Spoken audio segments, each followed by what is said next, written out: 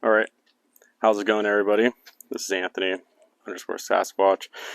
So today I'm going to show you how to do oil changes on a 2.3 liter Bronco. You do have the choice of getting a 2.7, which is the V6. I highly recommend the 2.3, but that's just me because I've already had a 2.3 in my Ranger that I had before this. So hopefully this will help some people be more confident in changing their own oil. If not, that's totally fine. You can definitely pay someone if you don't feel like you're ready to do so. Well, I like changing my oil, so today I'm going to show you how to do it. Now, you do have an option of many oil filters to get. I would highly recommend picking something that has a higher flow rate than maybe some other conventional oil filters. You will see the diameters change here between a stock FOMO oil filter and say even something like a K&N where it's a race filter. Now, I personally like K&N products. That's just me. You don't have to like it. You can disprove whatever you like. It's all preference really at the end of the day and what you want out of things. I know that this has 0.53, I believe, or 0.43 actually, faster flow rate or higher flow rate, sorry. This I believe is a 0.23. So having it be a race filter, it's a little thicker than this, and it also has a higher flow rate. So I think I'm going to go with the K&N over the FOMO product. Now there is a price difference here. This is going to be about 15 to 20 bucks depending where you choose to buy this. These, they can range anywhere from $3 to about $10. But in my opinion, a little peace of mind and a little ease at night is not going to hurt me. So I'm going to go with the K&N product.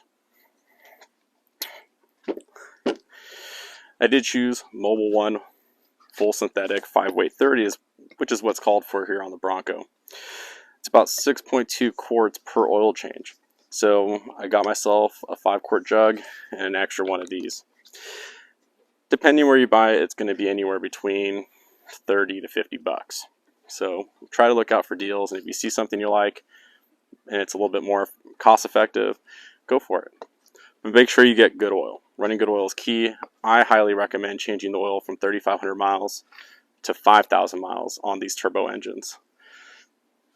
Peace of mind, you do the maintenance. Definitely do not run this to 10,000 miles or till it hits that point, that 5% meter on your Ford Pass app.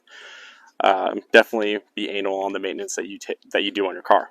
So I did that on my Ranger, had no issues with my Ranger at all the time I owned it, and I owned it about almost 3 to 4 years. So I'm going to hold true to that, to this, and do the same thing, and just be very, aware of my services.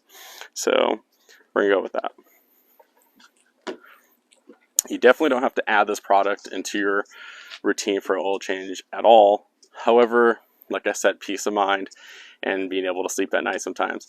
I like to add this MOS2 anti-friction by Liquid Moly. It's good. I ran it on these turbo engines. I never had an issue with it ever once.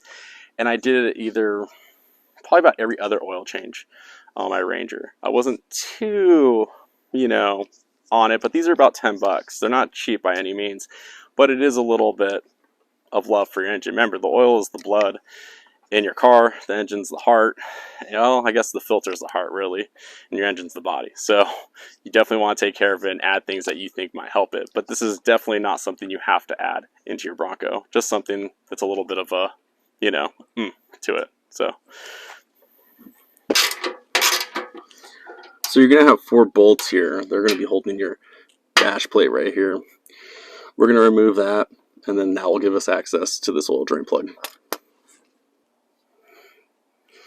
Alright, so now that we removed the dash plate, or metal guard, whatever you want to call it, that's going to be your drain plug here. So we're going to go ahead and undo that. They do have recommended replacements of these. I personally would only recommend using one with a magnet end at it. This is the actual stock factory one, so it's just a regular bolt. I do like having the mounting one, so I will order one of those again. I'm lining up this tub here to catch this. So the oil's really hot because I just drove about 30 minutes to get here. So let's hope that all goes well. You can start to see some of the oil dripping already. So we're going to go ahead and remove the oil filter. So this is the tricky part of this oil change.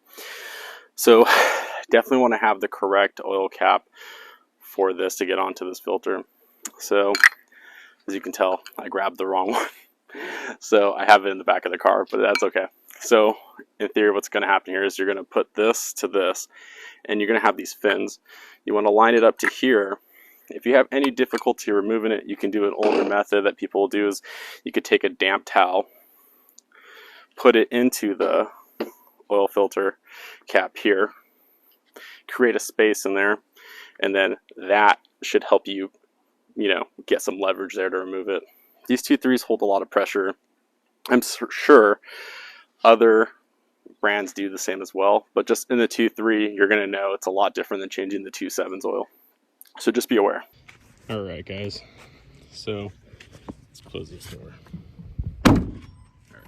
So if we look right here, that's where the filter cap is and filter. This is an 18-inch long extension, and this 35-inch tire. So if you fully turn to the right, you'll definitely have more than enough space to get there.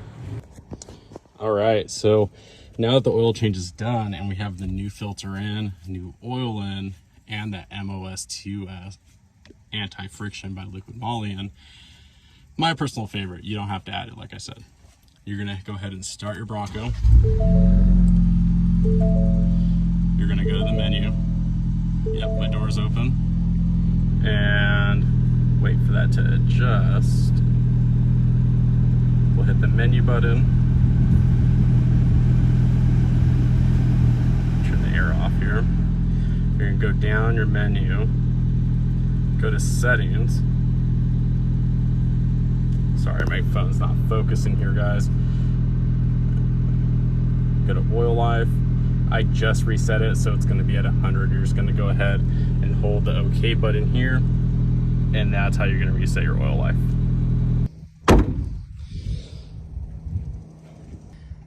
Hair is looking a little wild now. So now that you see how to change your oil, it's really not that hard on these cars. I highly recommend doing it every time for peace of mind and just knowing that you did your own oil. And it's not that messy, really, it's not. So you can take it to any auto part place and deposit your used oil, and they'll take it for free. So don't worry about, where am I going to take this oil? Take it to AutoZone, O'Reilly's, Advanced Auto Parts. As long as they have room in the tank, which they usually do, you can deposit the oil there and then bring back your container and then save for the next oil change. Thanks, guys. It's been a pleasure. And thank you for watching the video. If you like content like this, please do me a favor and subscribe. I will do more videos. I do have a rear door tray table that I need to install. So at some point I'll make a video on that. I don't have too many instructions on it because it is a new product from this company. So that will be an adventure. However, there will be a roof tent going on this Bronco. So I'll make a video of that as well. It's a hard clamshell, so it should be fairly lightweight for what it is, but I'll have to adjust some things on the stock racks. And if the weight is too much, it looks like we're gonna have to buy a new rack. Hopefully not, and hopefully with a good enough amount of support, we'll be okay.